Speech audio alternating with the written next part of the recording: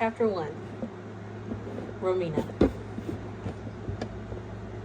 You call out God's name one more time while I'm between your legs, and even He won't be able to save you, little lamb, he rumbled into my ear. His anger was too apparent to deny, but somehow the fear he invoked in me, just from a sentence, forced liquid heat to pool between my thighs. With a single hand, he pinned my wrist above my head while thrusting his thick length deep inside me at an almost punishing pace. His tempo was steady, but my breast jiggled with every electrifying slam of his hips. His free hand palmed them, my nipples stinging under his coarse touch, sending shivers down my spine. "Oh, God," I cried out, stopping myself in time after remembering his threat. His mouth found a nipple, his tongue swirling wildly across the hardened peak, and an unfamiliar feeling began to build low and deep within me. "Does that tight pussy hurt when my fat cock stretches it like this?" He thrust deeper into me, forcing another scream to rip from my throat, and I nodded. "It hurt so good, and it was even more frightening."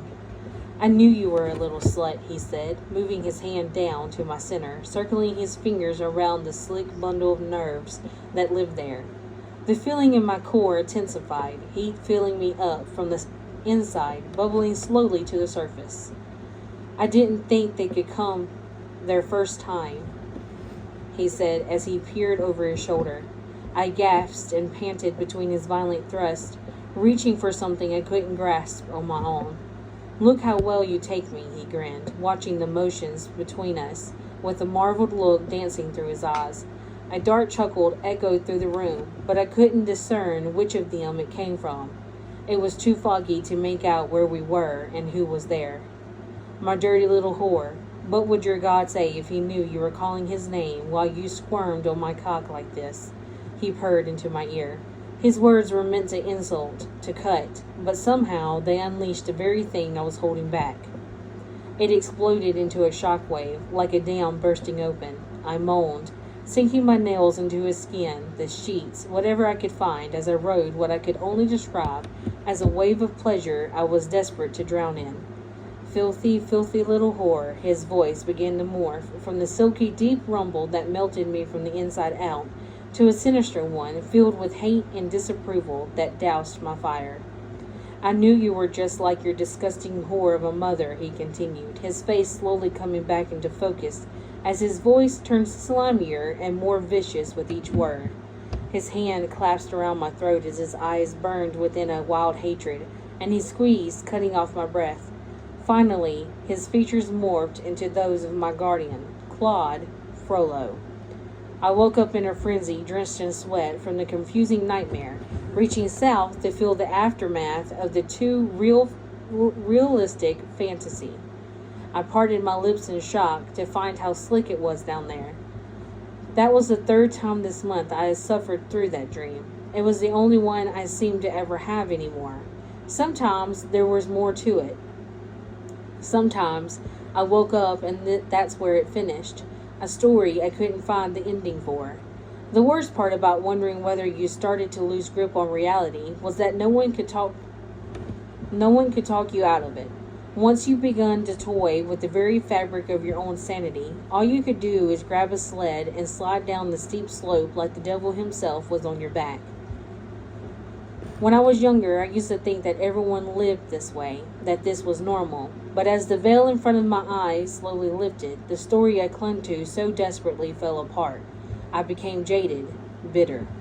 I looked around the room. Those four walls were my entire world. I knew nothing outside of them, except for that one week when my tablet glitched and the child locks didn't work. I browsed every video service imaginable for hours until I could feel my brain practically melting.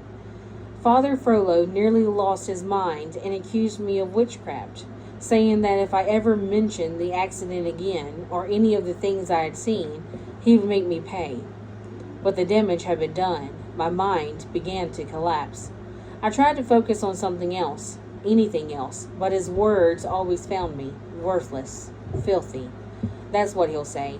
When someone floods your mind with any with an idea, day after day, you start to wonder if maybe they're onto something.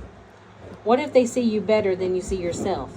So you stay hidden, hoping no one else can notice who you truly are.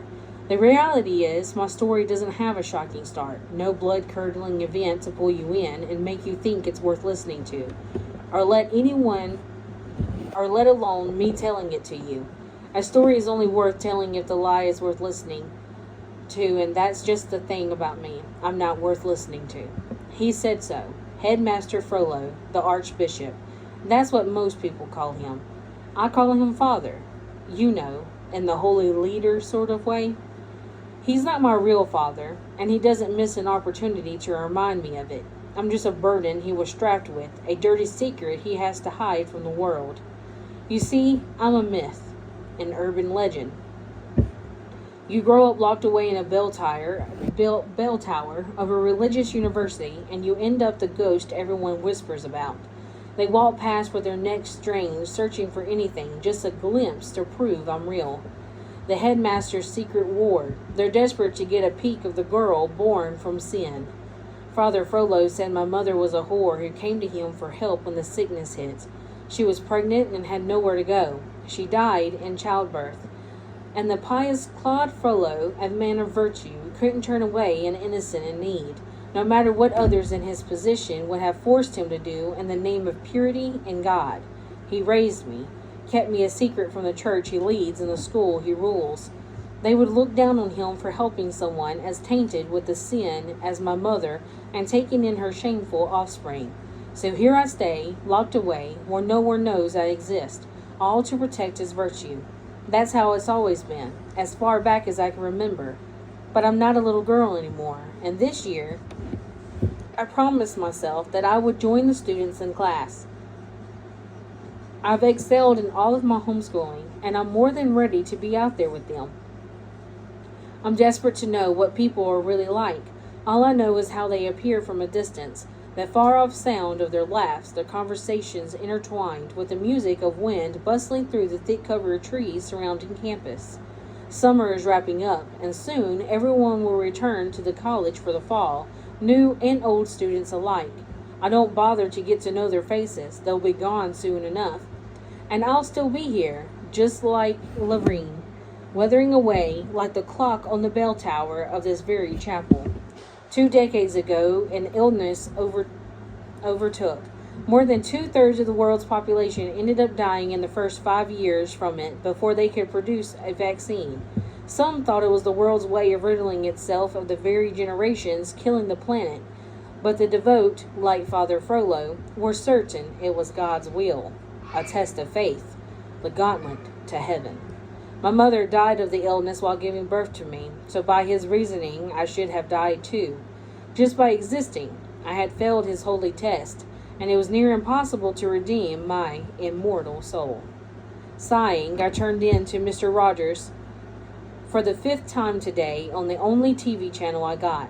In a couple of hours, my tablet's screen time restriction would be up, and I'll be able to play some games to dull the ache of boredom.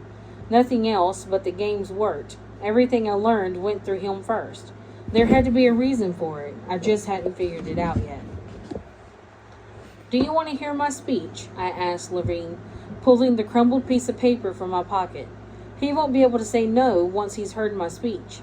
Actually, it's more of a bullet point list, but I hear those are popular too, I suggest. Levine gave me that stoic look of hers that I said I was stupid to hope Father Frollo would ever let me take classes with the other students. "Well, maybe if you weren't so negative, things might actually go my way. I think you're conspiring against me," I frowned, leaning on her with a little too much of my weight. She didn't respond. Typical. "Watch it, Levine." I patted my best friend's cold, stony head before turning back towards the bell tower. "I'm always only a kick away from sending you tumbling down the depths," I reminded her with a sinister chuckle. I'm pretty sure she let out a sarcastic laugh at me, but it could have been the crow that landed on her head. How does one survive 18 years of solitude with no one but an adopted father who resents and despises your very existence without going completely bonkers? Spoiler alert, you don't. The alarm on my tablet sounded out, and I took off sprinting towards the rope. The bell tower lived inside the old chapel, where students gathered for lectures once upon a time. 3 times a day they congregated for prayer, led by the one and only Father Frollo. The school quadrupled in size after the sickness hit, after Notre Dame's Patriarchal College received its funding, and the grand cathedral was erected in the center of the campus, far away from its old chapel. Father Frollo was promoted to Archbishop of the entire church, and his responsibilities and time at NPC became fewer while he worked to spread the message of God to a bigger audience.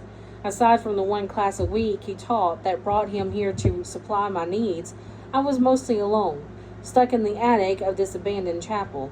The main floor is mostly empty now, aside from a few destroyed pews facing the elevated altar. Stained glass windows twinkled brightly from across the room when dawn and dusk broke through the horizons, creating a perfect rainbow. The colors bounced against the rotting wood beams, illuminating them with paint. They were old, but they still held silently, even in the worst of storms. Behind the altar was a hallway and a few back rooms, bedrooms, bathrooms, and a kitchen for the nuns who once lived here before they relocated to the new building. Down the hallway, past the bedrooms, were stairs that led to an iron door. Behind the iron door was me. The bell tower of the chapel.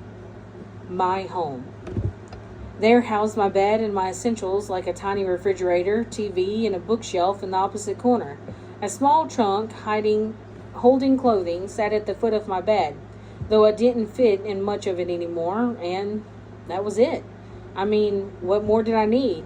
Yeah, a toilet would be nice, but I could usually climb down a vine and use a broken one hidden in the back downstairs, though Father Frollo gets suspicious if the bucket is too clean. I don't want to talk about the bucket. I had fresh air as long as he wasn't around. All I had to do was hop up on the bell tower and greet Levine on her ledge. She kept watch over campus. I like to think she was looking out for me too, keeping me from making any bad decisions. The older I got, the less I was bothered to stay his secret. My rebellious flares never lasted, only until Father Frollo was strolling to the attic with groceries and a harsh reminder that I could never make it on my own. He guaranteed it, reminding me I wasn't even considered a person in his government, undocumented. Still, when the alarm blared, I got to ring the bells, and all those thoughts turned into dust in my head, and I climbed the metal spiral staircase in the middle of the attic to the small tower where the bell hung. Platforms hugged either side, but in the middle there was nothing, just a free fall back down. Leaping from the ledge, I grabbed the rope and used my weight to swing the bell back and forth, loving the way each hit vibrated through my body, waking my soul up from the deep sleep. It was the closest thing to freedom I've ever known. Each clang unleashed a new part of me I didn't know existed. Even if just for a moment I was someone else, somewhere else. I knew joy. They'll have to stop now, Father Frollo said with a scowl, arms crossed, as he waited for me to descend, bags of groceries on either side of him. What do you mean? I rushed to the bags, putting away each item one by one, carefully examining this week's haul. I thought you said the bells were an important part of the school's culture and history. We may have some extra attendance with us this year. He cut a glaring look my way before continuing. Some rather unsavory types will be attending this term. Their guardian had too much financial sway and promised funding that could not be overlooked by the Board of Education or the church. He cleared his throat uncomfortably, as if this decision had been out of his control. He had fought against it. That much was clear. I couldn't imagine there was anyone telling Father Frollo what to do. Someone more powerful. That person didn't exist, right? You would do well to keep yourself unseen, now more than ever. Do you understand, stupid girl? He sneered, eyes hard. No, I don't, I confessed. I would hate to think that they would do what they would do if they found you, Romania, dear. His voice turned threatening low. A heathen does not care for the judgment of God. They have no rules, no moral compass. If it is not the fear of God that drives them to their actions, then their actions must be damned. He spat, his anger increasing with each word. I will not save you if they find you. I've carried you as a burden long enough. He looked down at me with some semblance of disgust on his face. "Is there somewhere I can go?" I asked, and immediately the back of his hand found my face. "You belong to me, Romania. There are monsters out there who would eat you alive. I'll be by less often, but I'll find a way to bring you food." "What if I were to become a student?" I asked in a small voice, hoping my solution could fix whatever this problem was. "Ungrateful little slut," he screamed down at me, raising his hand to strike again as I flinched towards the mini cooler. "I am trying to protect you from those damned heathens, and here you are, trying to whore yourself out and mingle amongst them." I tried in vain to reassure him. "No, I'm just—" The burning sting of his palm connecting with my cheek came again, this time sending me to the floor. "Romania, I do not take pleasure in scolding you, my child." His long, sinister face grew somehow more villainous, a smile spreading from ear to ear as he stared down at me, his expression contradicting his very words. I just meant that—" He struck again once more, the breath leaving me as pain exploded across my face from the sharp sting of his palm. I was long used to the taste of my own blood. "I won't hear of this again, Romania. Be grateful I don't throw you out onto the streets like your whore of a mother. You're an adult now. I may just force you to take responsibility for yourself if you become too much of a burden." He eyed me up and down viciously before walking out the iron door, turning the key from the other side on all three of the locks that kept me prisoner. Oh yeah, did I forget to mention that? As brave as I've grown, I've never ventured outside the iron gates of this campus. I used the architecture to my advantage, scaling the walls of my prison every chance I got to sneak into the library to borrow books. There was nowhere else to go. The forest that surrounded the campus stretched out for miles. I once spent 2 days roaming the woods, lost and panicked that I would either starve to death or that an animal would eat me before I miraculously found my way back to the bell tower. After that, I decided it wasn't worth trying to leave. The fear of what Father Frollo would do if he caught me was almost as terrifying as the thought of someone else doing it. I was of legal age now, but it wouldn't take much of a clueless girl with nothing but her name to be scooped up off the street and sent to the poorhouse. The odds were against me if I left the predictable safety of this chapel. So there I remained.